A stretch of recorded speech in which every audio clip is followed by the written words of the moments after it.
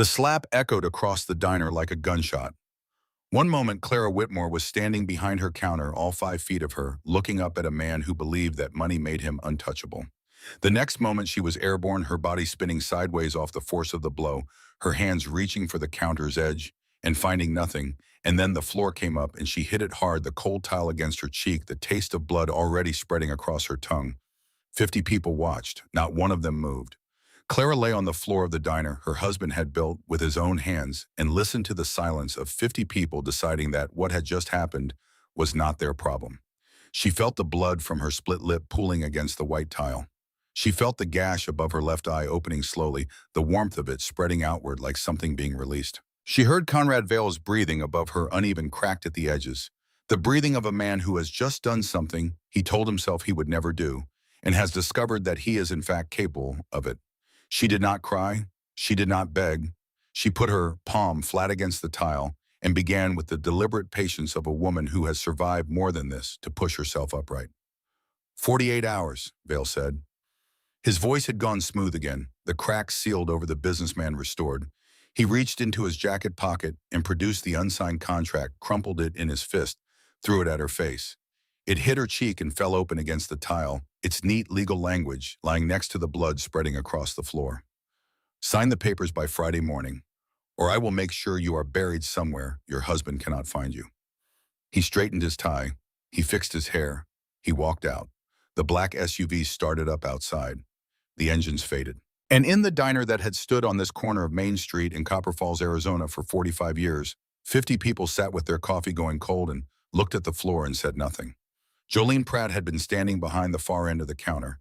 Her right hand was in her apron pocket. Her left hand was pressed against her mouth, and her whole body was shaking in the visible, thorough way of someone who has just witnessed something they cannot undo. But her right hand, the one in her pocket, was not shaking. Her right hand was holding her phone.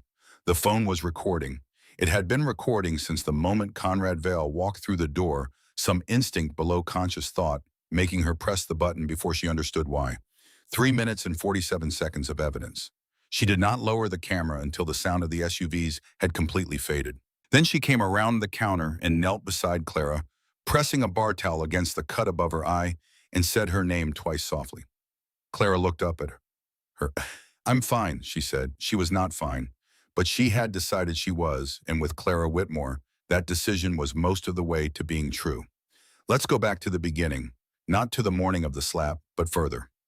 To the morning before when the world was still the shape it had been for 45 years, and the problems it contained were the ordinary problems of an ordinary life, and a 79-year-old woman moved through the darkness of her kitchen with the confidence of someone who has made peace with every dimension of the room she inhabits. Copper Falls, Arizona, a town that had once been something and was now in the long, slow process of becoming something else, though what that something else would turn out to be was not yet clear. The copper mine had run 3 shifts for decades, had pulled men in from 2 counties and paid them wages that kept the downtown alive, that kept the theater open and the restaurants full, and the hardware store moving enough inventory to justify its existence. Then the mine had closed. Not suddenly, not all at once, but in the way that economic realities tend to arrive in small towns, quietly and then completely, one layoff notice at a time, until the notices stopped because there was no one left to send them to. The population had dropped from over 2,000 to 847. One storefront closed every month or so. The pharmacy had been gone for 6 years. The movie theater for 11. The diner on the west end of Main Street had held on for 3 years past reasonable sense before the owner finally admitted what everyone already knew and turned off his lights for the last time. But at the east end of Main Street on the corner, where the old hardware store faced the laundromat that was barely staying current on its lease, the lights of Whitmore's diner came on every morning at 5:30. They had come on every morning for 45 years. This was not an accident. This was not inertia. This was a decision made 26 years ago on the morning after Clara Whitmore buried her husband, when she came downstairs at 5:28 in the dark and put the key in the lock and turned it 3 times and pushed the door open with her right shoulder because the frame had swollen in the summer heat and required that particular angle of force, and she walked inside and turned on the lights and started the coffee. Not because she was numb, not because she didn't understand what had happened the day before, but because Frank Whitmore had built this place to be open, and while she was alive to open it, she was going to open it. That was 26 years ago. She had not missed a morning since. Clara moved through the kitchen with the efficiency of 45 years of practice. Crack the eggs 14 at a time, one-handed the yolks beaten until the mixture was uniform and pale. Fire the flat-top grill and wait for the surface shimmer that means it's ready. Lay the bacon in straight parallel lines. Start the hash browns. The movements were muscle memory, each one slotting into the next without requiring thought, which left her mind free to do what it did every morning at this hour. She went to the shelf behind the counter, moved the sugar dispenser 4 inches to the left. Behind it, tucked against the wall where only she ever looked, was a photograph. A young man 25 years old, dark hair worn longer than his grandmother had ever approved of. A grin that was half challenge and half something warmer, something that suggested the challenge was not directed at the world, but was simply the expression of someone who expected the world to be interesting. He was standing in front of a motorcycle that he had spent 6 weeks polishing to a mirror finish. His eyes, even in the photograph, had already seen more than 25 years should hold. Mason. He would be 52 now if he was still alive. That word had lived in Clara's chest for 7 years. Small, cold, stubborn. She had never spoken it aloud. She had never allowed herself to fully accept it. But it was there, patient in the way that truths you have not yet decided to face are patient. She put the sugar dispenser back. "Where are you, baby?" she said to the empty diner. The diner had no answer. It never did. She started the coffee. Dark roast, same blend Frank had ordered from the same Tucson distributor since 1978. Some rituals are not about the thing itself. They are about the act of continuation, about saying this still matters. This is still how we do things. Some part of what we built together is still here in the way we do this particular thing every morning. Jolene Pratt came in at 6:15 with her 4-year-old daughter, Daisy, asleep on her shoulder carrying the child, the way young single mothers carry sleeping children with one arm bearing the weight and the other free to pull open the door and hang up the jacket and accomplish all the other business of arriving somewhere while maintaining the careful balance of a sleeping person you love too much to wake. Jolene was 28 years old and looked 38 on the bad days. The dark circles under her eyes had stopped being something she tried to conceal.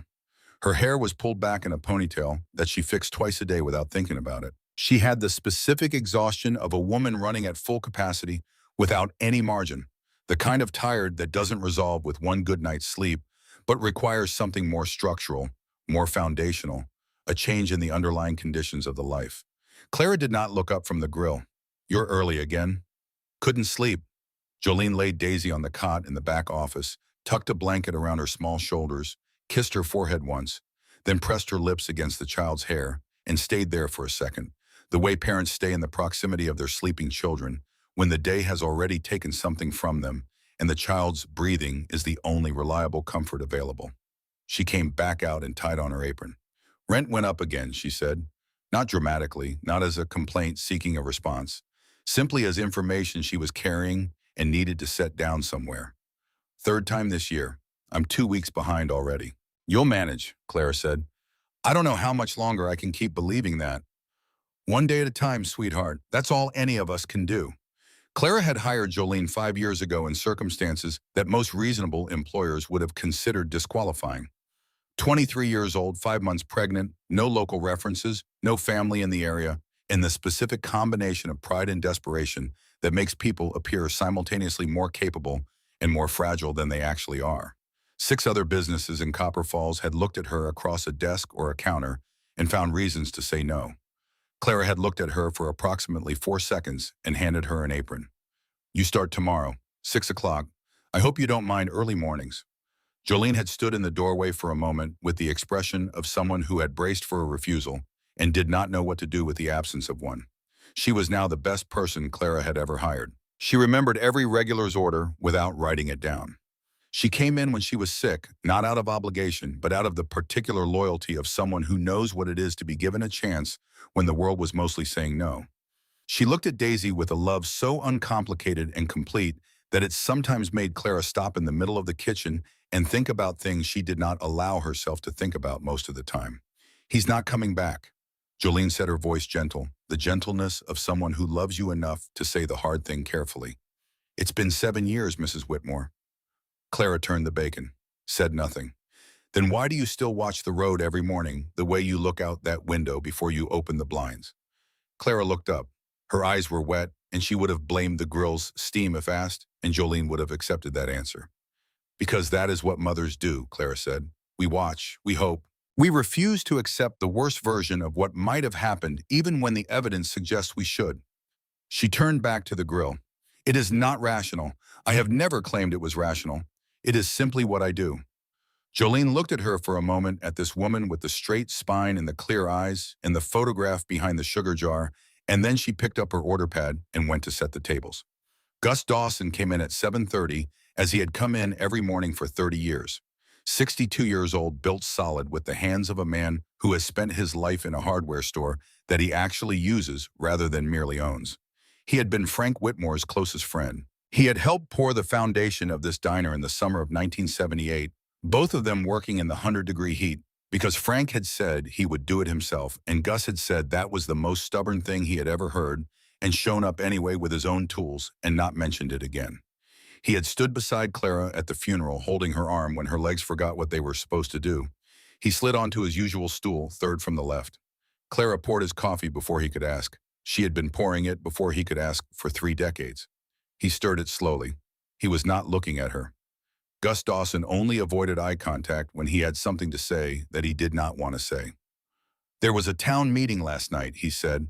Clara's hand did not stop moving, but something in her stillness changed. Conrad Vale's people were there. Phoenix Crown Development. He kept his voice low. They made what they called a final offer. Everyone on this block, everyone on Main Street sells by Friday or faces what they're calling consequences. What kind of consequences? The Kowalski family refused him last month. 2 nights later, all 4 of their vehicles had their tires slashed. Same night, nobody saw anything. Nobody came forward. That is illegal. So is half of what Conrad Vale has been doing in the county for 15 years. But he owns the sheriff, he has the mayor, and the district judge drove a car last year that none of us can explain on a county judge's salary. Gus set down his spoon. Nora, he's serious this time. My answer is what it has always been. Your answer is going to get you hurt. Clara looked at him across the counter. She had looked at difficult things before. She had looked at them in places where the consequences of getting them wrong were considerably more final than a legal dispute over property. She looked at Gus Dawson now with the same clear attention she brought to everything. Frank built this place with his hands, she said. He proposed to me beside that jukebox in 1972 with a ring from the pawn shop on 5th Street, and I said yes before he finished asking. We poured 20 years of everything we had into these walls. He died before he could see his 50th birthday, and when they buried him, I thought I would not survive it, and I did survive it, and I have come in here every single morning for 26 years because this is the last place in the world where I am completely surrounded by him. She looked at the jukebox in the corner unplugged since the night Frank died, silent all these years. I will not hand it to a developer so he can knock it down and build whatever it is he's decided this town should be instead. Not for any offer he can make. Gus shook his head slowly, the way a man shakes his head when he agrees with the principle and disagrees with the consequence. Frank would want you safe, Nora. Frank would want me to fight. Frank is gone. The words fell between them. Gus had not wanted to say them. He had said them anyway because that was what friendship required. Sometimes the willingness to say the true thing, even when the true thing caused pain. Then I will fight in his place, Clara said. And mine. Gus looked at her for a long moment. Then he picked up his coffee cup and drank and said nothing else, because there are people in the world whose minds cannot be changed by reasonable argument and with whom the wisest thing is to simply remain present. Clara Whitmore was one of those people. It was 9:17 when Conrad Vale walked in. He came through the door the way he entered every room, as though the room had been arranged for his arrival, and he was assessing whether the arrangement was satisfactory. 48 years old, lean in the way of a man whose maintenance is expensive and deliberate, wearing a suit that cost more than most families in Copper Falls spent on groceries in a month. A watch that caught the fluorescent light and returned it amplified. Italian leather shoes. The face of a man who has been told no infrequently enough that he has not developed a healthy relationship with the concept. 2 men followed him. Colt on his left was the size of something structural. 6'4", 250 pounds of mass that had remained useful long after his career as a prison guard had ended specifically because he had beaten an inmate with sufficient thoroughness to earn a conviction for aggravated assault. 3 years served. Vale's lawyers had managed his release, and Colt had been Vale's right hand in various capacities ever since. His face was a record of decisions made and not unmade. Dick's on his right was smaller and quieter, and considerably more frightening for both of those qualities. Nobody in Copper Falls knew his last name. Nobody had asked. The scars on his knuckles were sufficient biography. Vale scanned the room. His eyes found Clara behind the counter. He smiled. It was not a smile. It was the expression a man makes when he has decided the outcome of something and is experiencing the specific satisfaction of watching the last obstacles arrange themselves for removal. Mrs. Whitmore, his voice was smooth, practiced the voice of someone who has learned to use pleasantness as a tool. I was hoping to find you. Mr. Vale, Clara set down her coffee pot, wiped her hands on her apron, did not come out from behind the counter. My position has not changed. Positions change. He moved toward the counter with the unhurried confidence of a man who has never not gotten what he wanted for long enough to genuinely believe it might happen again. He settled onto the stool third from the left, which was Gus Dawson's stool. A fact everyone in the diner understood a fact. Vale understood a fact he had chosen precisely because he was good at identifying what belonged to other people and occupying it. Phoenix Crown Development is prepared to offer you $140,000 above current assessed market value for this property. No. Mrs. Whitmore, that is an extraordinary amount of money for... My answer is no, Mr. Vale. It was no last month, and it was no the month before that, and it is no today. Vale looked at her for a moment. Something moved behind his eyes, a calculation, a shift in approach. He leaned forward slightly, dropping the volume of his voice in a way that was simultaneously more intimate and more threatening. You're a widow, he said. No siblings, no children in regular contact. He paused, watching her face. One son, Mason Whitmore. Went by Reaper, I'm told, in certain circles. Hell's Angel. Prominent in the Southwest chapter until 7 years ago, when he was involved in an incident on a highway outside Phoenix and a 22-year-old boy died. Another pause. He was watching her the way hunters watch things for the specific movement that confirms the shot will land. Your son let that boy bleed out on the pavement. Then he disappeared. No apology to the family. No appearance at the funeral. 7 years of absolute silence. He sat back slightly. You've been waiting for him, haven't you? Every night that light above the door. Clara's hands had gone still on the counter. She looked at Conrad Vale, and something she had been managing carefully for a long time rose in her chest, and she let it. My son made mistakes, she said. Her voice was very quiet and very complete, the voice of a woman who has thought about the things she is saying for a long time and has arrived at the final version of it. He is carrying things that would have destroyed most men. He is carrying them in the way that I raised him to carry hard things, which is to carry them rather than put them down on someone else. And he is more of a man in his worst moment than you are in your best. Vale's eye twitched. What did you say? You heard what I said. The slap came before anyone in the room could register that he had moved. Clara hit the counter's edge as she fell a crack that was distinct and terrible, and she went down to the floor. Blood from her split lip, the gash above her left eye opening, the cold tile against her face. 50 people held their breath. Vale stood over her. His composure was cracked, the smooth surface of him showing the fault line beneath, and he breathed in and out twice before he reassembled it, before he became the businessman again. 48 hours, he said. He threw the crumpled contract at her. Sign by Friday morning, or I will bury you where your husband cannot find you. He adjusted his cuffs. And if that son of yours ever finds his way back to this town, tell him what I did to you today. Tell him it is nothing compared to what I will do to him. He walked out. The diner was silent. Jolene came from behind the counter and knelt beside Clara before the sound of the SUVs had faded from the street. Clara was already trying to get up. Jolene helped her, one hand on her arm, the other pressing a clean bar towel against the cut above her eye. Around them, 50 people sat in their booths and at their stools and continued to look at the things in front of them that were not Clara Whitmore. We have to call the police, Jolene said. No, Clara's voice was strained but controlled. The police work for him. You know that. Then someone, there has to be. There isn't. Clara looked at the faces in the diner, at the people of the town she had served for 45 years, and she did not say what she saw in their faces because saying it would have required her to be unkind to people she understood. Fear is not a character flaw. Fear is a response to real danger. And Conrad Vale had spent 15 years in this county making himself into a danger that was very real. She reached up and straightened her apron. "Help me up properly," she said. "I have a lunch service to run." Jolene helped her up. Clara stood at the counter with blood dried at the corner of her mouth and a cut held closed by a damp bar towel, and her spine did what it had always done, which was hold her upright. That evening, after the diner was closed and cleaned, and Clara was settled in the apartment upstairs with strict instructions about rest that she had no intention of following, Jolene sat in her car in the parking lot behind the diner, with Daisy asleep in the back seat. She looked at her phone. The video was 3 minutes and 47 seconds of clear, unambiguous evidence.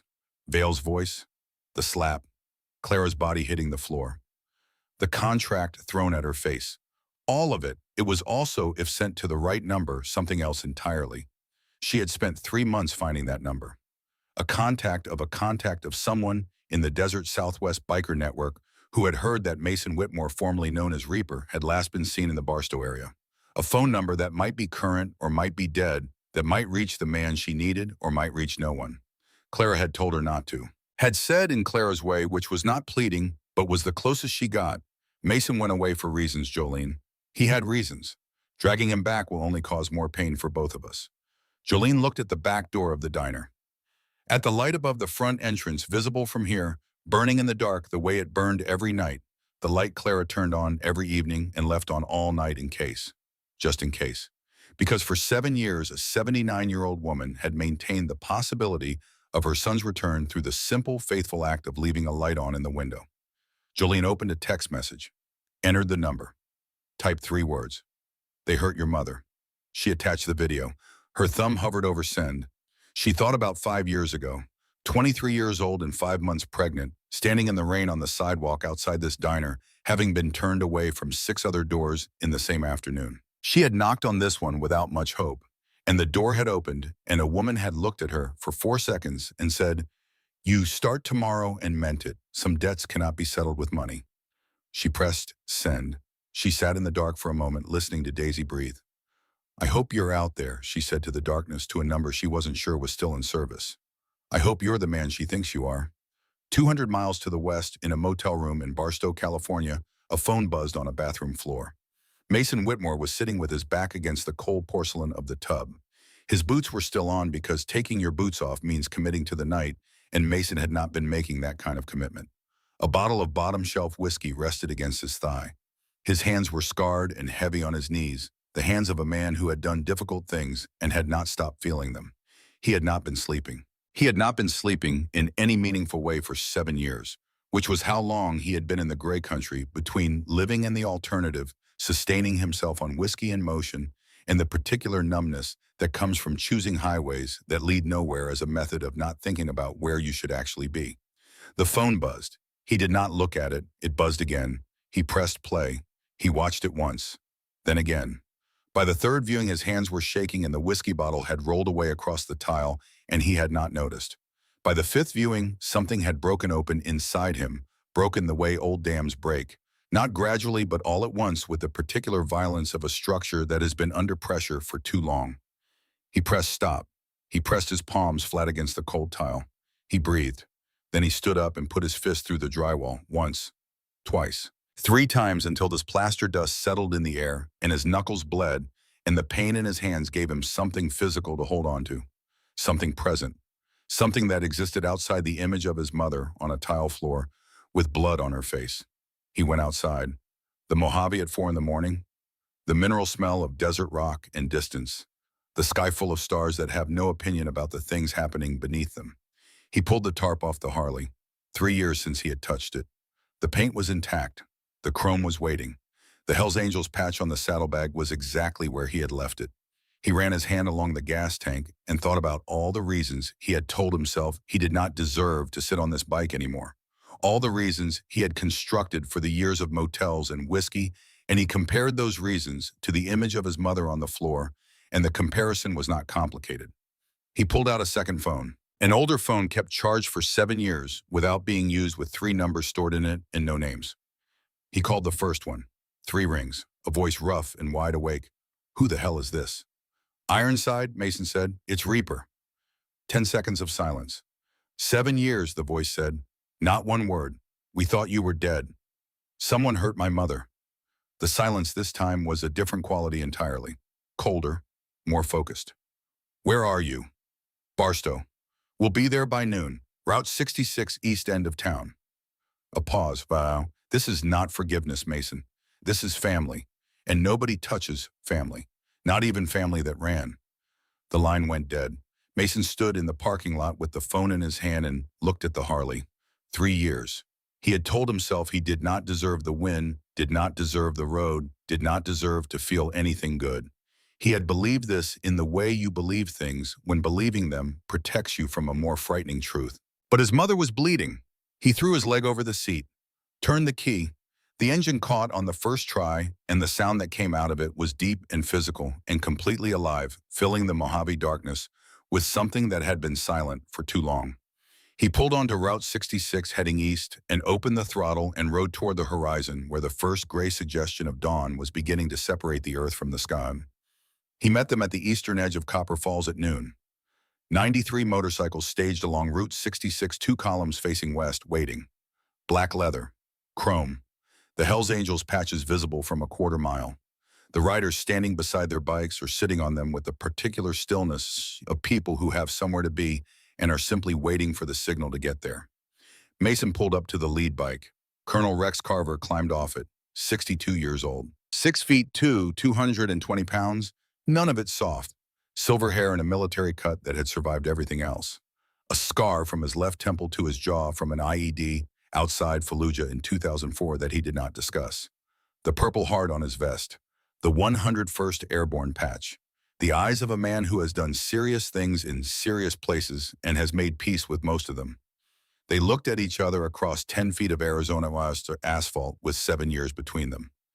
"You look terrible," Ironside said. "Yeah.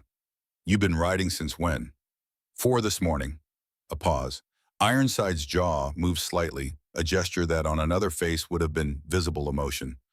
On his face, it meant something more than most people's tears. "You called," he said. "I called." Ironside turned back to the formation and made a gesture short and precise, and 93 engines started simultaneously, a wall of sound that was physical, that lived in the chest, in the back teeth, in the soles of the feet. Every rider swung up. The formation began to move. Mason got back on his Harley and rode to the front. He had not planned to. The column simply made space for him, bike by bike, without instruction, and he moved through it and emerged at the head and rode. Down Route 66 into Copper Falls onto Main Street. The sound shook windows in their frames. People came out of every open business and stood on the sidewalk. Gus Dawson came out of the hardware store and let his coffee cup fall without noticing it break. 93 motorcycles in perfect formation rolled down Main Street and stopped in front of Whitmore's diner, and the engines cut simultaneously, and the silence that followed was not the absence of sound, but the presence of something decided. Inside the diner, Clara Whitmore was wiping down tables. Her left eye was swollen shut. The gash above her eyebrow was held together with butterfly bandages from Jolene's first aid kit. Her lip was split and dark at the corner. Every movement sent pain through her ribs where she had hit the counter's edge. She was doing the work anyway because stopping meant thinking and thinking meant feeling the full weight of what had happened, and she wasn't ready for that yet. She was still in the part of the aftermath where forward motion substitutes for processing. She heard the engines. She knew. Not consciously, deeper than consciousness, in the part of her that had spent 7 years listening for a particular sound on an empty road. The barcloth fell from her hand. She walked to the front door and pushed it open and stepped into the morning sun. 93 motorcycles. 93 men in black leather standing in the street outside her diner. And at the center of the formation, standing 20 feet from her door, a 52-year-old man with gray in his beard and lines around his eyes, and the posture of someone who has walked through fire so many times he has stopped being surprised by heat. Clara walked toward him. The bikers parted without a word, creating a lane, and she walked through it in her slippers and her bathrobe, with the dignity of a woman who has never in her life adjusted her direction for another person's comfort. She stopped in front of her son. They looked at each other. 7 years, all of it in 3 seconds. The accumulated weight of every unreturned call, every letter sent to uncertain addresses, every night she had left the light on and waited and told herself tomorrow. Maybe tomorrow. Clara raised her hand and slapped her son across the face. The sound cut across Main Street like something final. 93 bikers went dead silent. Mason did not move, did not raise his hand to his cheek, did not step back. He stood and received it completely as a man receives something he has been carrying the knowledge of for 7 years. 7 years. Clara's voice shook with the specific tremor of something held under pressure for a very long time finally releasing. Not one word, Mason, not one call, not one letter. I prayed over your photograph every night. I wrote to addresses I wasn't sure existed. I left messages on numbers I didn't know were current. I thought you were dead, and then I thought you were alive, and had decided I wasn't worth the effort of a single word, and I could not determine which of those was worse. I'm sorry, Ma. She hit his chest with both palms. He let her. The hits grew weaker until they were not hits at all, but simply her hands resting against his jacket, feeling the heartbeat beneath it. Real. Warm. Here. Her hands closed around his lapels. I begged God to bring you home, she whispered, every morning before I opened that door. Every night before I turned off the light. Every single day for 7 years I asked him, and I never stopped asking, even when everything said I should. Mason put his arms around his mother. He held her. 93 men stood in the Arizona sun and were quiet because some things do not need commentary to be understood. They sat in the back booth, Frank's booth, the one with the angle that showed the whole room. Colonel Rex Carver sat across from Clara with both hands around a coffee cup that Jolene had filled and refilled twice. Daisy had climbed into Mason's lap without asking, with the absolute confidence of a 4-year-old who has assessed the situation and decided she belongs there, and was examining one of his rings with intense professional interest. Gus Dawson had come in from across the street and was sitting at the counter listening. Mrs. Whitmore, Ironside said, before anything else, I need you to understand who we are. Because I know what this town sees when it looks at us, and you deserve the truth. Then tell me the truth, Clara said. We are Lily's Legacy Foundation, 501c3 nonprofit registered in Nevada, operating in 22 states for 20 years. He set down his coffee. We are veterans. Most of us served in places that changed us in ways we are still accounting for. And we came home and did what men do when they come home, which is try to figure out what to do next with everything they've become. He paused. I had a daughter, he said. Lily, 7 years old, blonde hair, the kind of laugh that carries through walls and you don't mind hearing it at all. She got sick. Leukemia, the aggressive kind. His voice was level. The levelness was the product of long practice, of having told this story enough times to have built the structure that holds it. The insurance company found a clause. Pre-existing condition, language written specifically to be found only when someone needs to find it. They denied coverage. The treatment cost $200,000. The diner was very quiet. I was special forces. Good pay. Should have been sufficient. I sold everything. House vehicles called every favor owed to me across 20 years of service. I got to $160,000. I was $40,000 short. He looked at his hands. Lily died in my arms in a hospital room. Her last words were a question and a promise. She asked me why I couldn't make the hurt stop.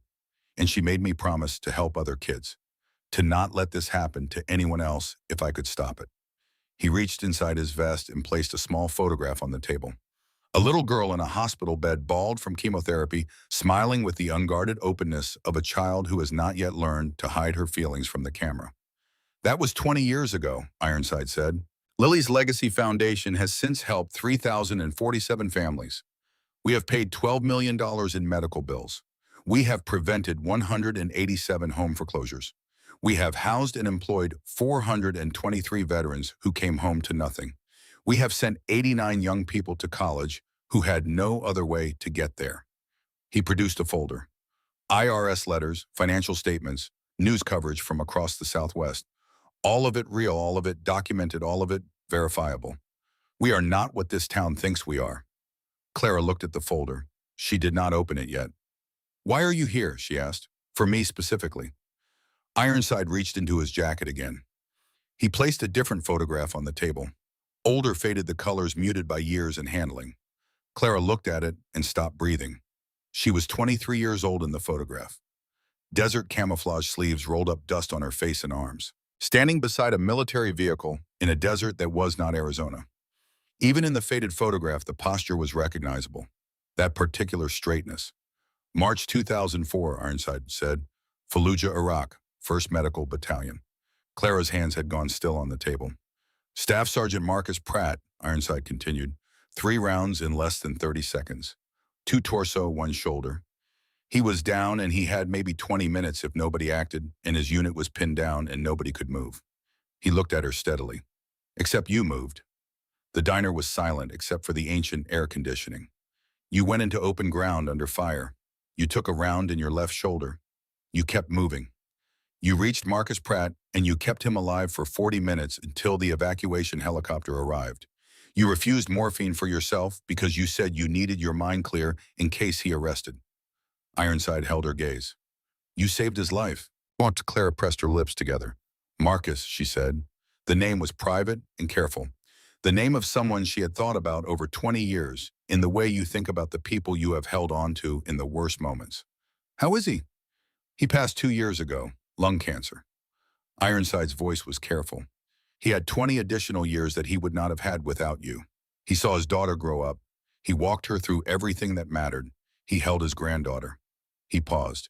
He talked about you until the end. He called you the angel who ran toward the fire. He tried to find you for years. You had gotten married, changed your name, moved here. He never stopped looking. Clara's eyes were wet. His daughter, she said. Jolene Pratt had been standing at the edge of the table for the past several minutes holding a coffee pot she had forgotten to use. She was crying in the quiet, thorough way of someone caught completely off guard by something they had no defense against. The coffee pot was trembling. Her face was completely open. His daughter, Ironside said gently, looking at Jolene, has been working in your diner for 5 years. Clara turned. She looked at Jolene Bondon. She looked at her with the attention of someone reorganizing everything they thought they understood about a face they have looked at every day for years, finding the layer beneath the familiar surface, the layer that had been there all along. Jolene set the coffee pot down before she dropped it. She pressed both hands to her face. Her shoulders shook. My dad talked about you my whole life, she said. The words came apart and she assembled them anyway. The woman who ran the wrong direction. He said she was the bravest person he ever saw, and he'd been in the army for 15 years. He said if he ever found her, he was going to tell her she gave him 20 more years, that she gave me a father. She lowered her hands. Her face was wet, and she made no attempt to be otherwise. He died before he found you. Daisy climbed off Mason's lap. She walked around the booth and wrapped her arms around Jolene's legs and pressed her face against her mother's hip, which was what she always did when her mother cried an instinct so pure and immediate it needed no instruction. Clara stood up from the booth.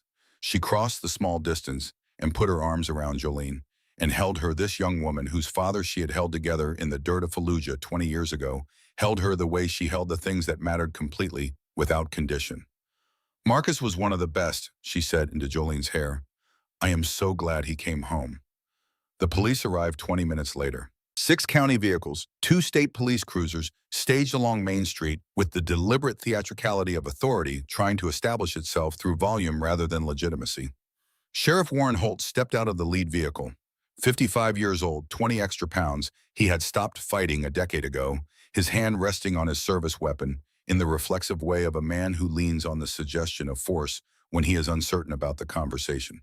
He looked at 93 bikers arranged across Main Street and squared his shoulders. This is Sheriff Warren Holt. You are in violation of Ordinance 14B regarding unlawful assembly. I am ordering you to disperse immediately. Ironside stepped out of the diner. His hands were visible at his sides. His voice carried further than Holt's without being raised. Sheriff, we're visiting a friend and having coffee. I'd like to know which ordinance that violates. You're Hell's Angels, known criminal organization. We're Lily's Legacy Foundation, 501c3 fully registered. I have the IRS determination letter in my vest if you'd like to review it. A pause.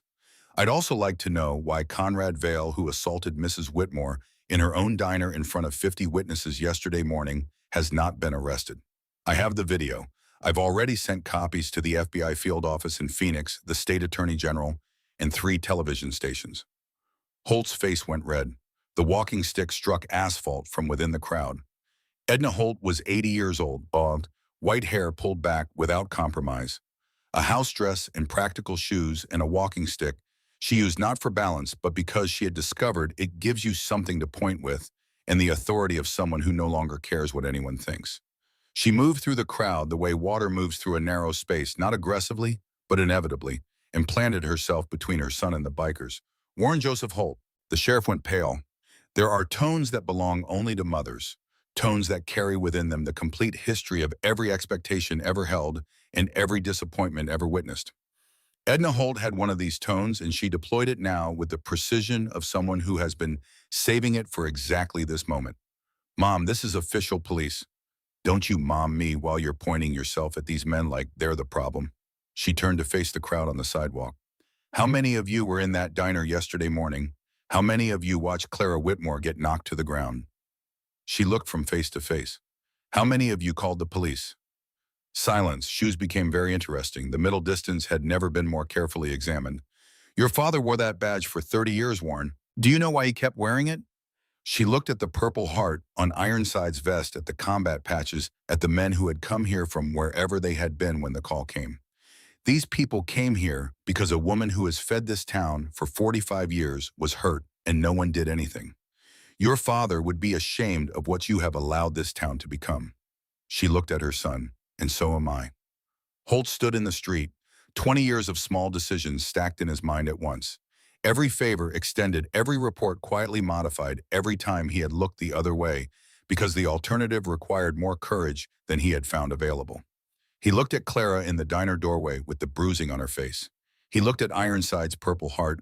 He looked at his mother, 80 years old and standing in the street in her house dress because she had decided what needed to be done.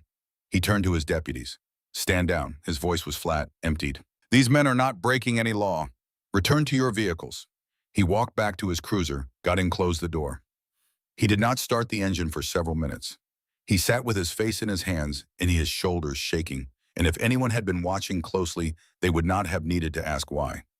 That night, long after the diner had closed and Jolene had taken Daisy upstairs and the last of the bikers had settled into their various accommodations, Clara sat alone in the back booth with a cup of coffee she wasn't drinking. She was thinking about Frank, about the summer he had poured this foundation, about the morning he proposed, how young they had been, how certain, how full of the specific audacity of people who have decided that love is sufficient to build on. She was thinking about 26 years of mornings alone, about Mason's face today on Main Street, older, harder, broken, in ways that sleep hadn't reached, but here, present, real. She was also thinking about her diagnosis. 3 months ago, an oncologist in Flagstaff had shown her scans and used words she had expected and had not been fully prepared for regardless. Pancreatic cancer, stage 4, 6 months, possibly less. Treatment options that she had listened to carefully and then declined because she was 79 years old, and she had already decided that whatever time remained to her would not be spent in a hospital room fighting a battle. The numbers did not favor at the cost of the only months that were guaranteed. She had told no one. She had come back to Copper Falls and opened the diner the following morning and made the coffee and continued. Mason came in from the street and sat down across from her. She looked at him. How long are you staying? She asked. As long as you need. She looked at her coffee cup. There is something you need to know, she said, before someone else tells you or before you figure it out on your own. She looked up. When did you last ask me if I'd seen a doctor? Mason went still. How long have you known? He said. 3 months. What is it? Pancreatic cancer, she said. Stage 4, 6 months, perhaps less. She said it the way she said everything difficult, plainly, without adornment, because the plain truth is kinder than the softened one in the long run. Mason put his elbows on the table and his face in his hands. Mom, I am 79 years old, she said. I have had a full life, a life I am proud of in which I have been loved well and have tried to love well in return. The treatment they offered would make me sick. It might buy weeks.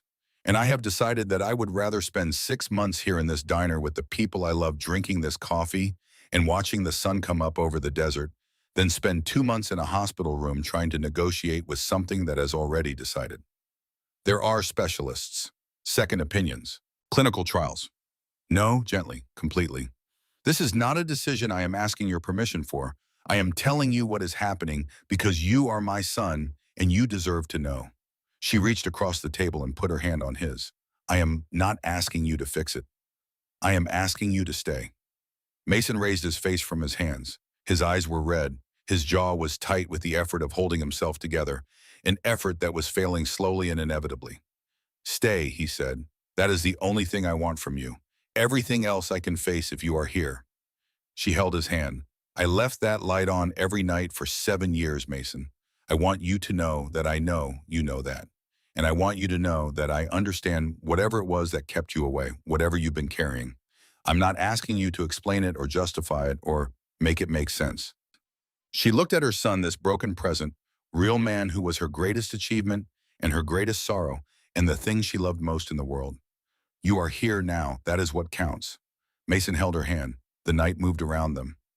The desert outside was vast and patient and full of stars, and the diner was warm and smelled of coffee and 45 years of mornings. And Clara Whitmore sat in Frank's booth with her son across from her and felt for the first time in a very long time something that was not quite peace, but was close enough to it to be worth sitting with. There is a particular quality to the Arizona desert in the hours before dawn, a silence that is not absence but presence, a quality of attention the landscape gives to the things happening within it. The rocks hold the heat of the previous day and release it slowly. The nighthawks call across the distances between things. The stars are dense and indifferent and magnificent in the way that things are magnificent when they exist on a scale that makes human grief seem appropriately sized. At 3 in the morning, glass shattered behind Whitmore's diner. Clara heard it from the apartment above. She had not been sleeping. She had been lying in the dark, aware of Mason in the next room, aware of Jolene and Daisy down the hall, aware of 93 men distributed across the sleeping town who had come because someone asked and who would stay until the thing was finished. She heard the glass break and knew. By the time she reached the back stairs, Mason was already below her, moving through the kitchen in the dark, with the automatic precision of someone whose body retains the training his mind has tried to forget. She followed him out the back door. The storage shed was burning. Frank Whitmore had built it in 1981 from salvaged lumber, and it had stood for 43 years in the alley behind the diner, holding the accumulated tools of a working life. The drawers and levels and chisels and handsaws. The old wooden toolbox that had belonged to Frank's father with HW carved in the inside lid by a penknife in 1942. The mesquite rocking chair Frank had spent an entire winter making for their 10th anniversary, finishing it with 3 coats of linseed oil applied 2 weeks apart, presenting it to her on a Sunday morning before the diner opened while she cried and he pretended not to notice. The chair was in the shed. Ironside materialized from the shadows of the alley with 3 others, the way men with his background always appear without announcing themselves, already present when you notice them. They assessed the fire with the efficient attention of people trained to assess things quickly. The shed was already fully engaged. Nothing inside it was recoverable. Ma, Mason's hand on her arm. Come back inside, it's not safe. No, she moved his hand. She walked toward the burning shed until the heat pushed back against her, until she was close enough to feel it in her face and smell the specific smell of old wood consuming itself. She stopped there and she watched. Clara, Jolene had come down, was standing behind her with her arms wrapped around herself. Clara, please. It's all right, Clara said. They stood in the alley and watched the shed burn. Mason stood beside his mother and did not touch her because she did not want to be touched, because what she needed in that moment was to witness this directly, without insulation, without protection. I can replace the tools, Mason said. Everything in there. I'll take care of it. Things can be replaced. Her voice was quiet and complete. People cannot. Memories cannot. She watched a section of roof collapse inward, watched sparks rise in a column into the dark sky. Frank is not in that shed, Mason. He never was. He is in these walls. He is in the foundation he poured himself. He is in every cup of coffee I have made in that kitchen for 45 years because I make it the way he taught me, and I will make it that way until I cannot anymore. She looked at her son. The love does not live in objects. It lives in us, in the choices we make when everything is burning down. Ironside and his men had already disappeared from the alley. Neither Clara nor Mason noticed them go. Conrad Vale had spent the night on the phone with lawyers who told him what he needed to hear. He had been told the legal situation was manageable. He had been told the video evidence could be challenged. He had been told that his position in the county was sufficiently established that a single incident, regardless of documentation, would not produce the consequences he was worried about. He had not been told about what Ironside's men were doing in Phoenix. He had not been told about this because the only person who should have told him had accepted a cup of coffee from a man wearing a Purple Heart and 3 combat patches from the 101st Airborne, and had made the pragmatic assessment that his salary did not cover this specific situation, and had spent 20 minutes in the stairwell looking at his phone while 5 veterans moved through the offices above him. 15 years of files, bribery records, forged environmental reports, wire transfers to offshore accounts, Correspondence describing in remarkably direct language the methods used against property owners who refused to cooperate. Payments to a county judge, a state senator, 2 city council members, and a sheriff. All of it photographed. All of it transmitted by 6 in the morning to the FBI field office in Phoenix, the state attorney general, the Arizona Republic reporter who had been working on the Phoenix Crown story for 2 years and 2 television stations. Vale arrived in Copper Falls at 6:15 with 12 black SUVs and 53 hired men and the complete confidence of a person who does not yet know that the ground beneath him has already shifted. He stepped out of the lead vehicle. He saw the 93 motorcycles. He saw the people standing in front of the diner in the hardware store. He saw the quality of stillness in the men who watched his vehicles arrive, the stillness of people who are not afraid of what they are looking at, and he filed this observation under the category of things he would deal with through force because force had always been sufficient before. Last chance, he said in the middle of Main Street in the early morning light. His voice was steady. He had prepared to be steady. Phoenix Crown Development has made its final offer. Everyone on this block signs today. The Whitmore property by noon. Or I pursue every available option. Ironside came out of the diner and walked to the center of the street and stopped 20 feet from Vale with his hands in his pockets. No, he said. Vale looked at him for a moment. Then he turned to his men and gave the signal. 53 men charged. 93 veterans met them. The confrontation lasted 11 minutes. It was not cinematic. It did not have the choreographed quality of imagined violence. It was efficient and physical and brief in the way that genuine confrontations between people who know what they are doing and people who only think they do are always brief. Vale's men were large and accustomed to being frightening. Ironside's men had served in Fallujah and Kandahar and places that do not appear in comfortable conversations about conflict. They did not waste movement. They did not perform. They applied the precise minimum of force necessary to each situation and moved to the next one. At the end of 11 minutes, Vale's hired men were in various states of retreat, some walking, some not, heading toward vehicles with the specific purpose of people who have reassessed their employment situation and found it wanting. Vale stood alone in the street. He did not run. This was perhaps the only genuine thing he had done in years, this refusal to run, this choice to remain in the place where things had gone wrong and face whatever came next. It was not courage in any meaningful sense. It was more like the paralysis of a man whose entire model of the world has been disproven in 11 minutes and who does not yet know how to exist without it. He looked at the diner. He walked toward it. Clara was sitting in the back booth. She had been there since 4 in the morning. She had come downstairs after the shed burned and found that the apartment held nothing for her, that the diner was where she needed to be. She had made coffee and wiped down tables that did not need wiping and stood at the east window watching for the change in the dark. That means dawn is approaching. When she heard the vehicles arrive, she did not go to the window. When the sounds of the confrontation on Main Street reached her, she listened until they ended. Then she sat down in the back booth, in Frank's booth, and she folded her hands on the table and she waited. She had known he was coming. Not in any mystical sense, simply in the sense that she had lived long enough and paid enough attention to understand how men like Conrad Vale work, how their particular kind of pride functions, how it requires one final passage through the place where it was defeated before it can accept defeat. Vale came through the front door. He moved through the dim diner. The fluorescents were not yet on. The only light was the morning coming through the east window, and it caught the edges of things and left the centers in shadow. His breathing was uneven. His face had lost the smooth management it usually wore and showed instead the thing beneath it, which was a frightened man doing what frightened men do when they cannot figure out where else to go. He had a gun. He held it at his side, not yet pointed at anything, the gesture of a man who picked it up in a decisive moment and has not yet decided what the decision was for. He found her in the back booth. She was sitting with her hands folded on the table, looking at him directly with the same expression she had worn every time he came into this diner. Not afraid, not defiant, simply present, completely present in the way that people are present who have made their peace with wherever they are. "Sit down, Richard," she said. He blinked. "I beg your pardon. You have been driving since before dawn. You have been on your phone all night with lawyers who told you what you needed to hear rather than what was true. You are standing in a diner at 6 in the morning holding a gun, and you have not yet decided what you came here to accomplish." She nodded at the seat across from her. "Sit down." He looked at the seat. He looked at the gun, He looked at the 79-year-old woman who was looking at him the way a person looks at a problem they believe is solvable with sufficient patience. He sat down. He set the gun on the table between them, not pointed at her, not pointed away, simply present a fact among other facts. You should have sold, he said.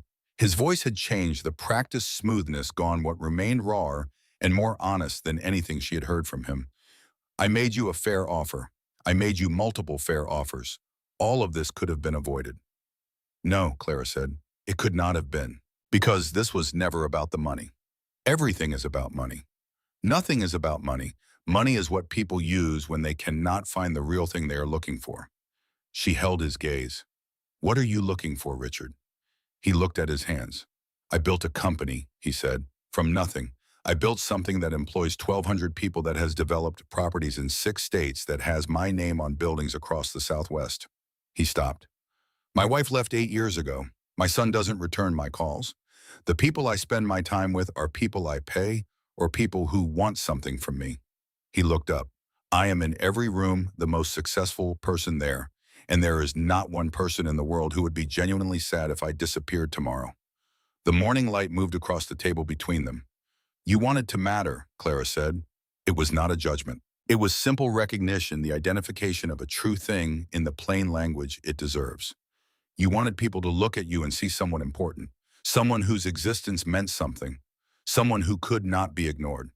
Yes, the word came out stripped of all its defenses, and you chose the wrong tools for that goal.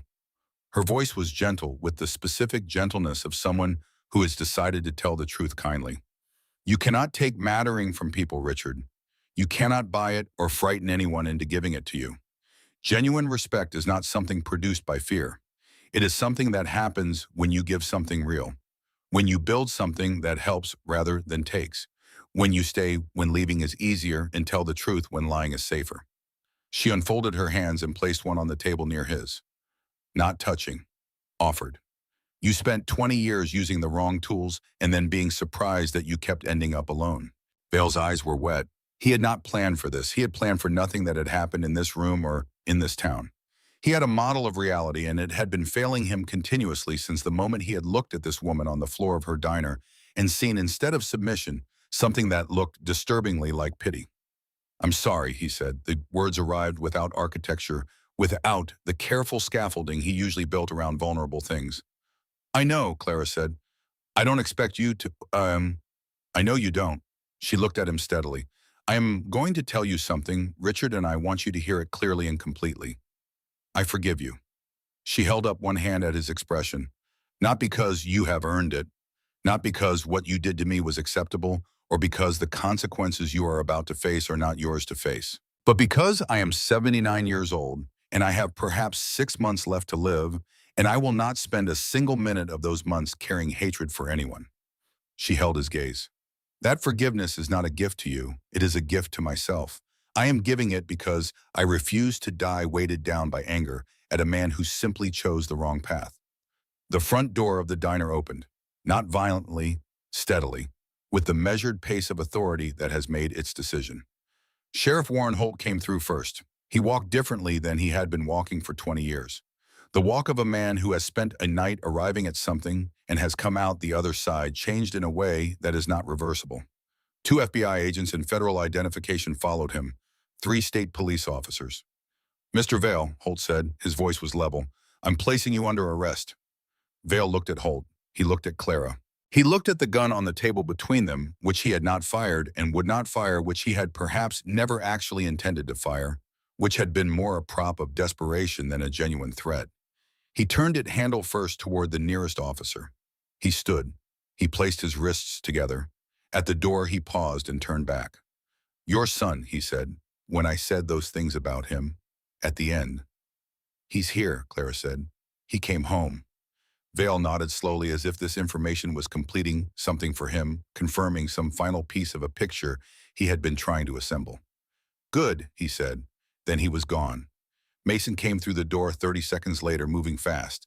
Ironside a step behind, and he crossed the diner and had his arms around his mother before either of them spoke. Clara held on.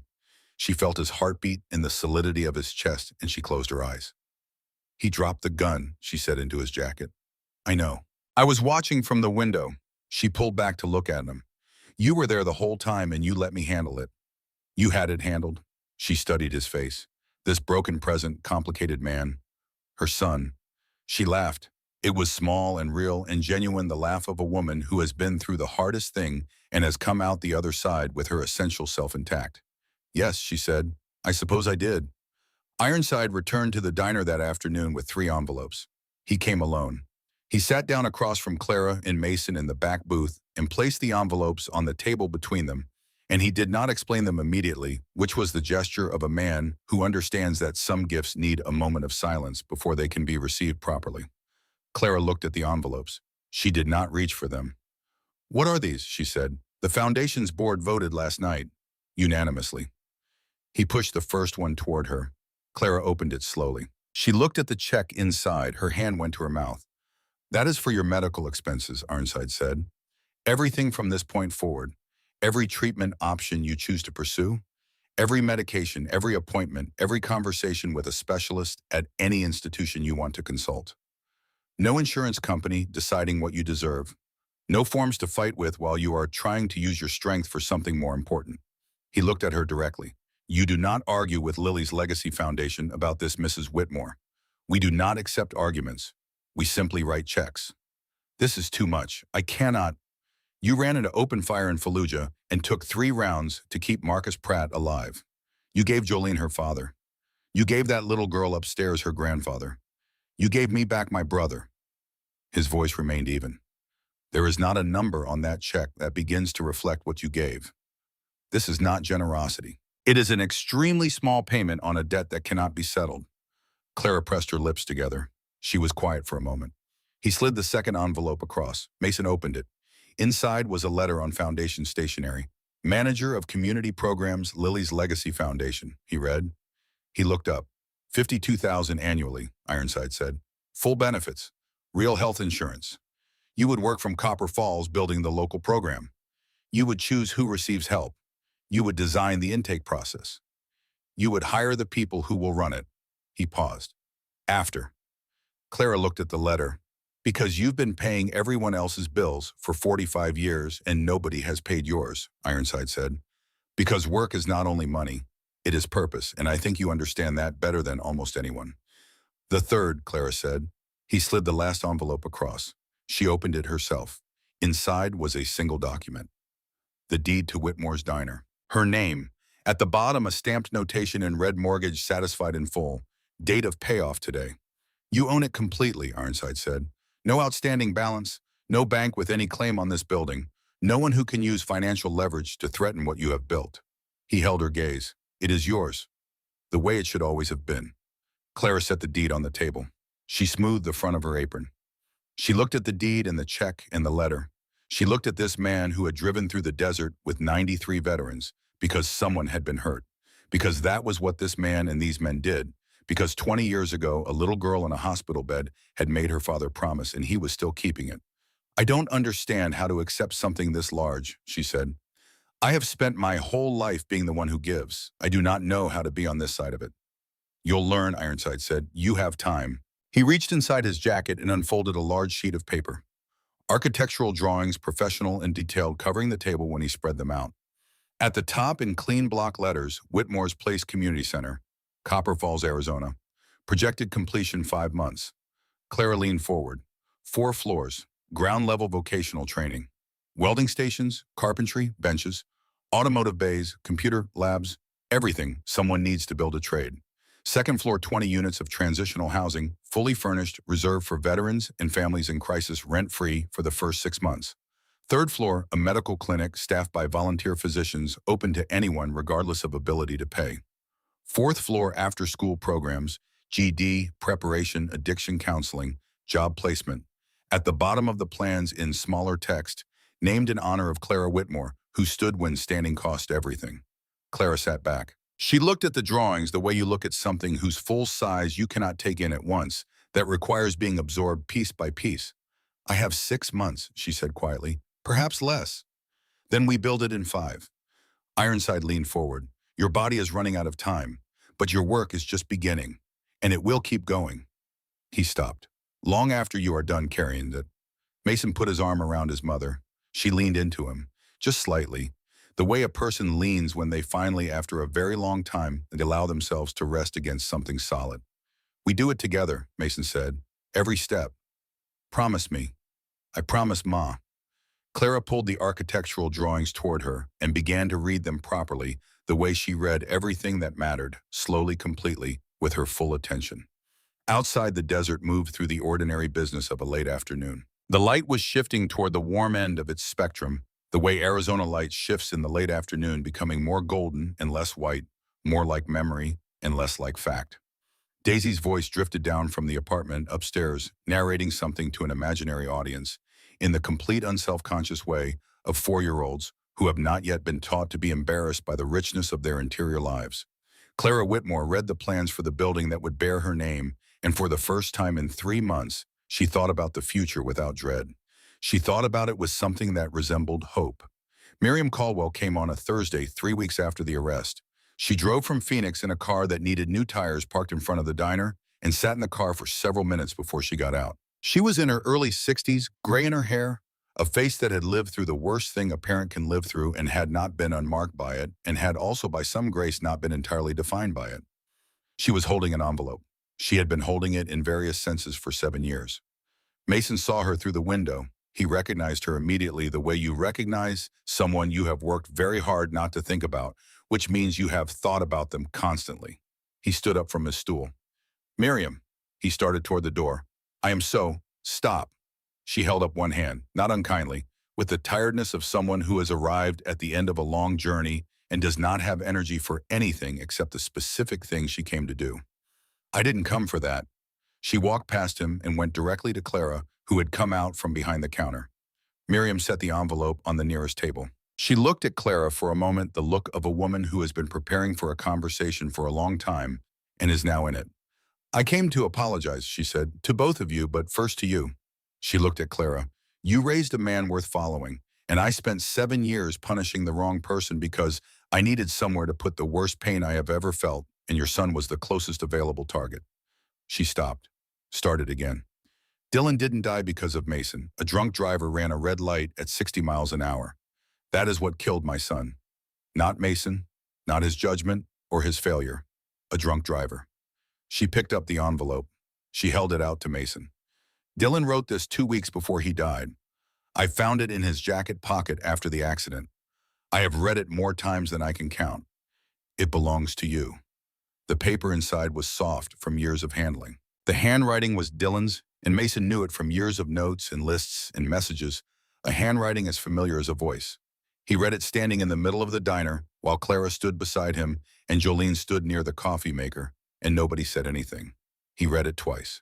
Dylan had written about his father, about growing up learning how to be angry, learning how to break things, learning how to make the people around you smaller so you could feel larger.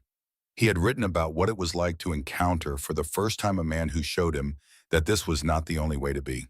He had written about specific moments of Tuesday night when Mason had driven 40 miles to help him with a bike. He hadn't asked for help with a conversation on a highway outside Phoenix where Mason had said something about what it means to be worth following that Dylan had written down verbatim and had apparently thought about ever since. He had written, "You saved my life, Reaper. Not from a bullet or a crash. You saved me from becoming my father. You saved me from a life of anger and bitterness and the particular kind of loneliness that comes from hurting everyone who gets close. Because of you, I know what brotherhood means. I know what it means to stand for something larger than yourself. Whatever happens, I want you to know that you are the reason I became the kind of man I was becoming. Thank you. I'll make you proud someday. I promise. Your brother Dylan." Mason looked up from the letter. His shoulders were shaking. He was not making any sound. The shaking was the kind that happens when something that has been locked under enormous pressure for a very long time is finally irrevocably released. Miriam put her hand on his arm. "He loved you," she said. "He worshipped you. And what happened to him on that highway was a drunk driver's fault and nobody else's. Not yours, not your judgment, not any failure of yours." She held his arm. "I took 7 years from you because I needed somewhere to put my grief, and you were there. That was wrong. I am sorry." Clara put her hand on Mason's back.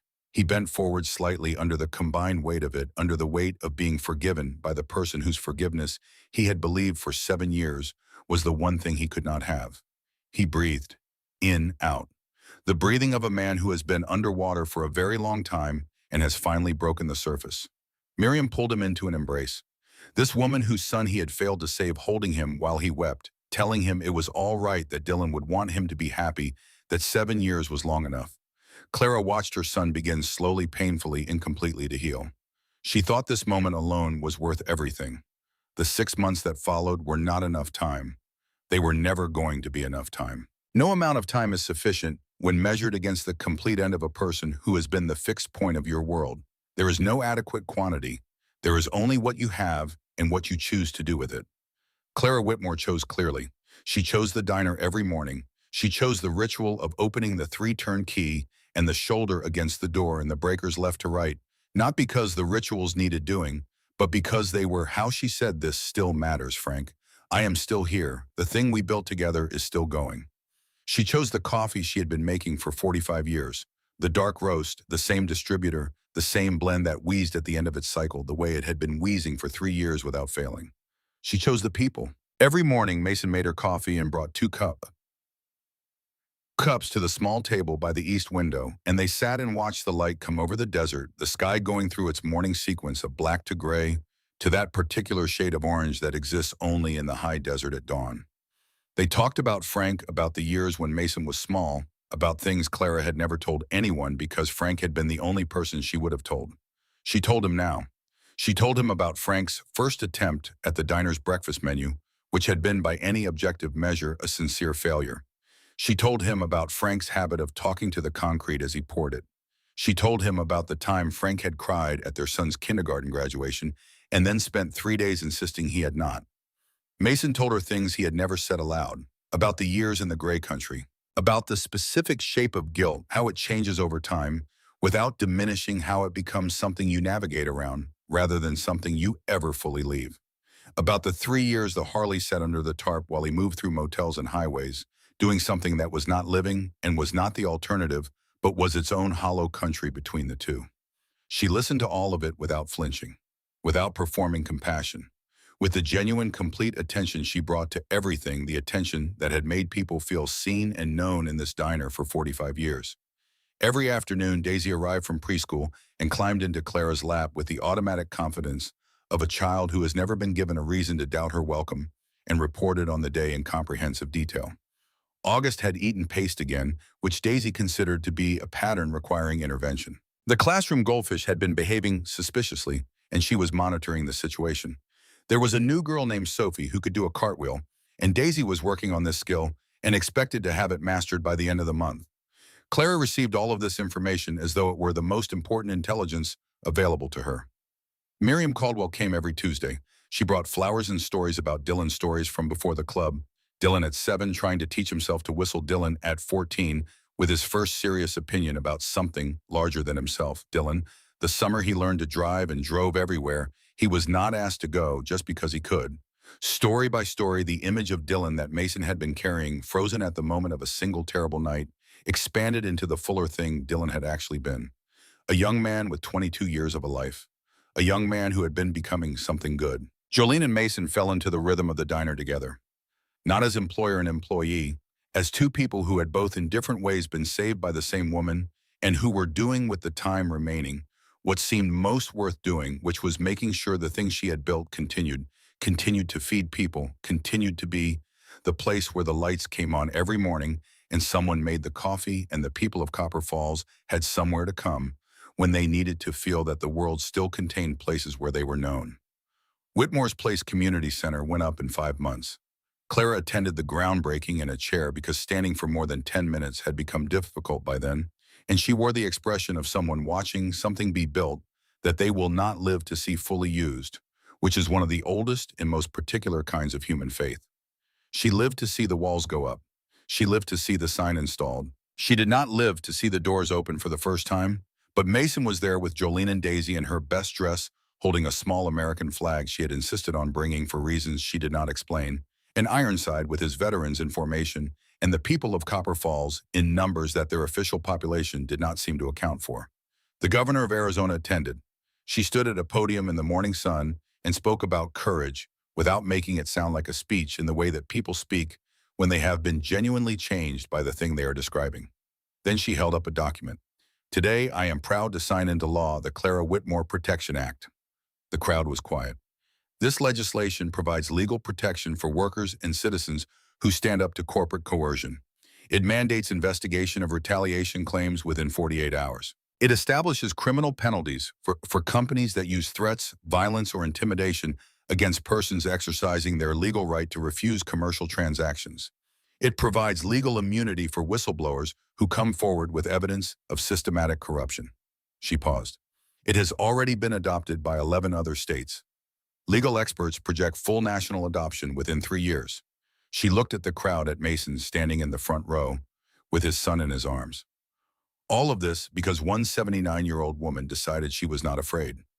Mason stood in the parking lot and listened to his mother's name attached to a law that would protect people he would never meet, and felt the full weight of what Clara Whitmore had always known and had spent her whole life demonstrating in the small, consistent, daily way that turns out to be the only way that actually works. That one person standing up changes things. That the mathematics of courage are not about probability. That sometimes you stand because standing is the only thing left that means something, and the standing itself becomes the change. Clara Whitmore died at 3:47 in the morning on a Tuesday. Mason was holding her left hand. Jolene was holding her right. Daisy was asleep in the chair by the window, her cheek pressed against her own shoulder. Her breathing slow and even, unaware that the woman she called Grandma Clara had just quietly finished the longest conversation of her life. It was not dramatic. It was quiet. It was the quietest thing Mason had ever been present for, and he had been present for a great many things. Her breathing had been changing for several hours, becoming slower, the pauses between breaths growing longer in the unmistakable way that requires no medical knowledge to read, only presence and attention. They had both known to watch for it, and they had stayed, both of them, awake and present, because she deserved not to be alone in the last hours of her life, and they were the people who were going to make sure of that. Her eyes opened once near the end. They found Mason's face. "I love you, baby." Her voice was the faintest thread of sound, barely there, a voice at the very end of its range. "Live well." "I love you, Ma." She smiled. It was the smile he had known his whole life. The smile she had given him on his first day of school at his graduation, on the morning he told her he was joining the club, and she had looked at him for a long moment and then smiled exactly this way. The smile that said, "I see you completely. I know exactly who you are, and I am proud of you regardless of everything." She closed her eyes. Daisy did not wake up. Mason did not let go of his mother's hand for a long time. The funeral filled the church beyond its capacity. People stood along the walls and in the doorway and on the sidewalk outside, listening through the open windows to a service that Gus Dawson had spent 2 weeks helping to organize, because he was Frank's best friend and because Frank was gone, and this was the closest thing remaining to honoring that friendship. 93 motorcycles lined the route from the church to the cemetery. They parked in 2 rows along the road, and when the hearse passed between them, the riders stood beside their bikes with their hands at their sides, the posture of men standing at attention and honor guard for a woman they had known for 4 days, who had somehow become in those 4 days someone worth standing for.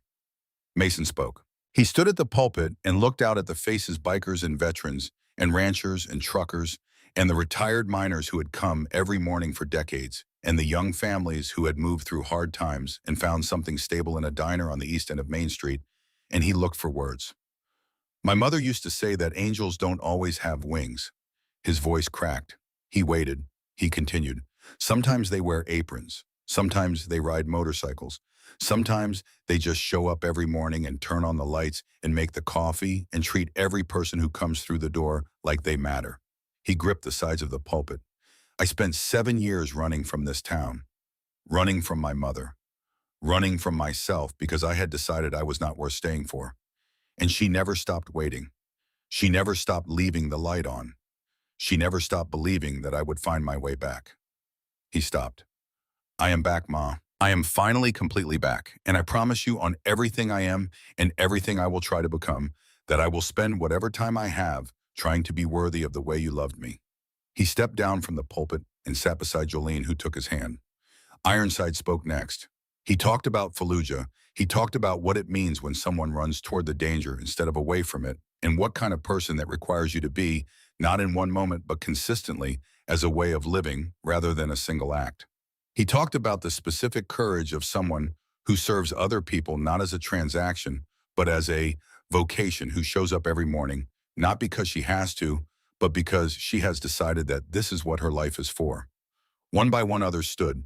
The trucker who had been stopping at Whitmore's diner for 12 years because Clara remembered his name and asked about his daughter and made him feel like a person rather than a route.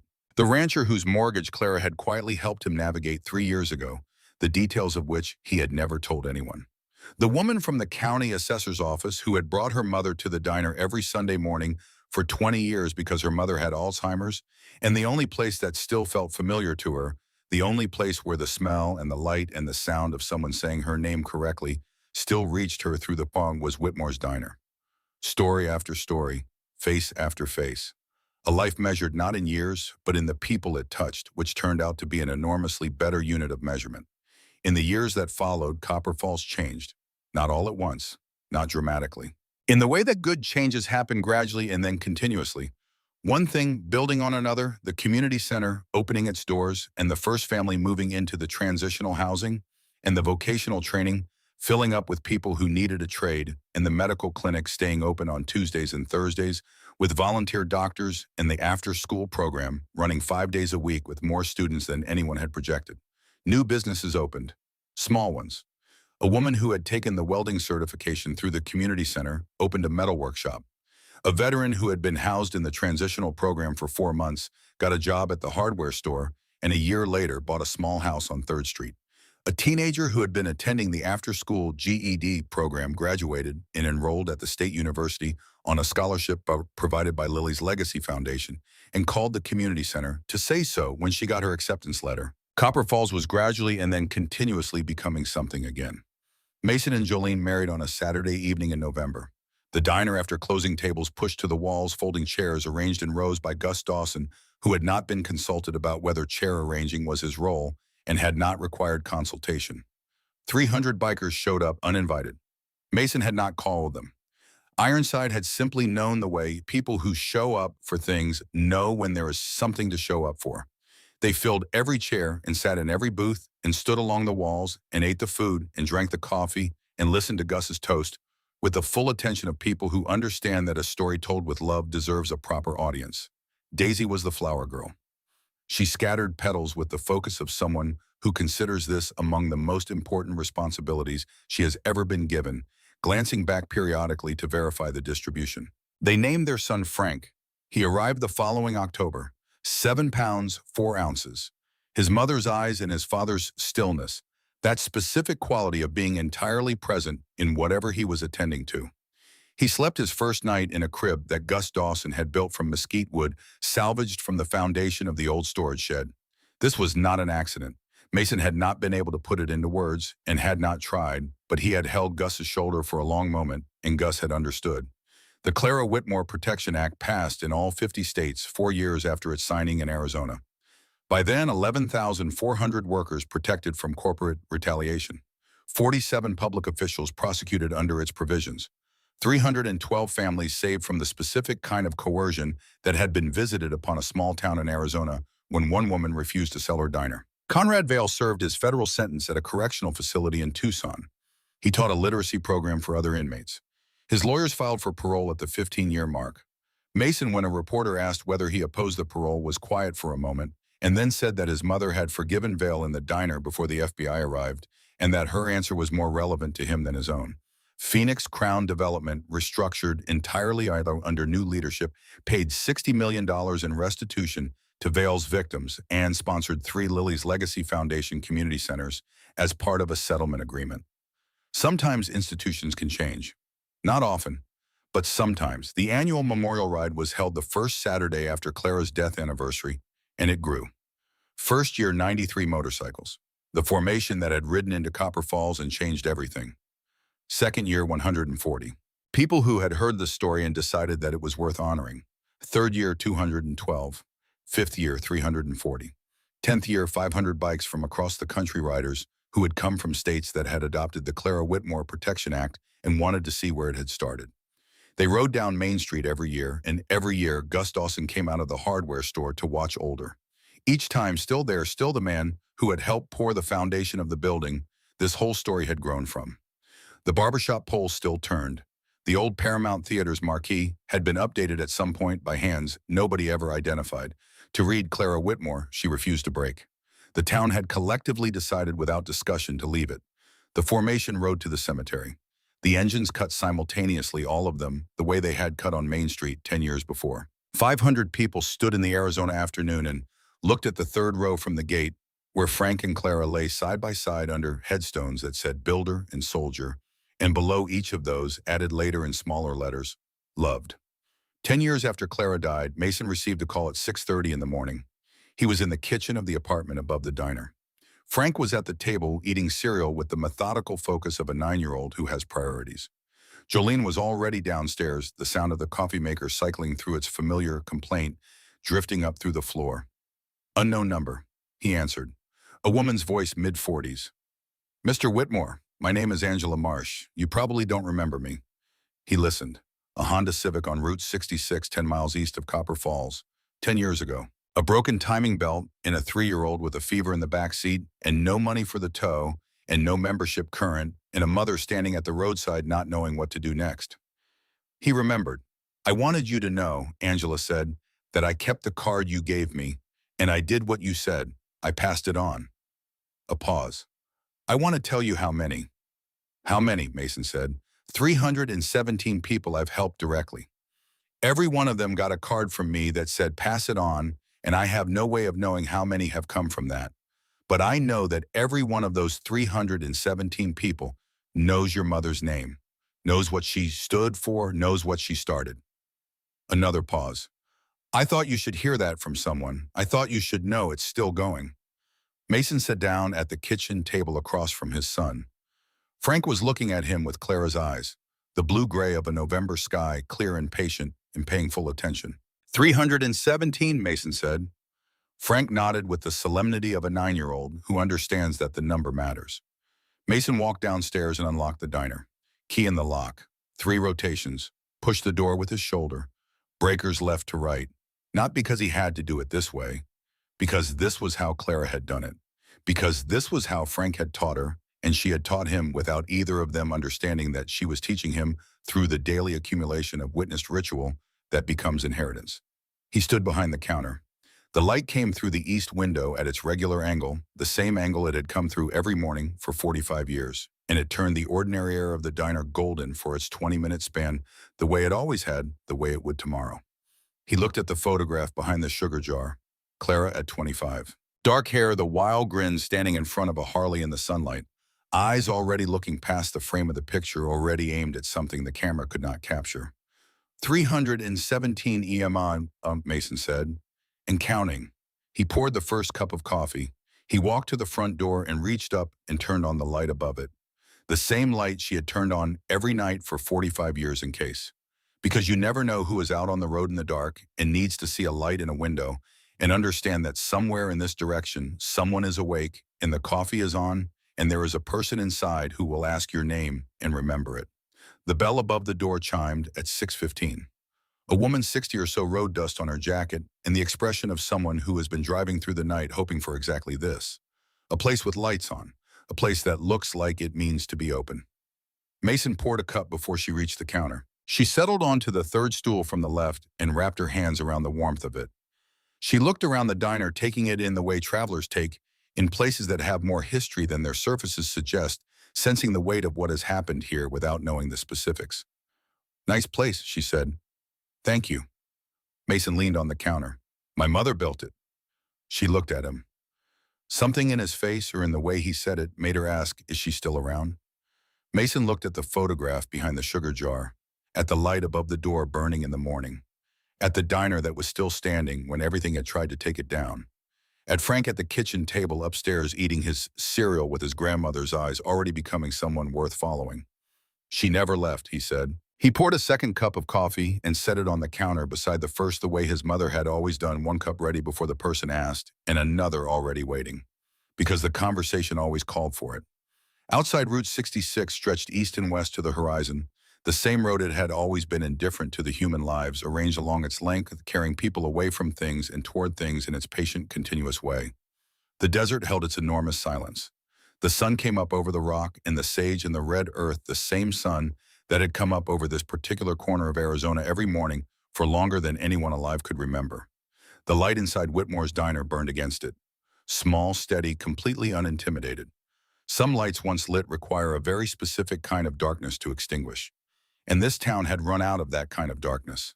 The bell above the door chimed again and again. And the coffee was always ready, and the lights were always on. And for as long as there was someone who remembered what the lights were for, they would stay that way. Because that was what Clara Whitmore had built. Not a diner, a reason to come home.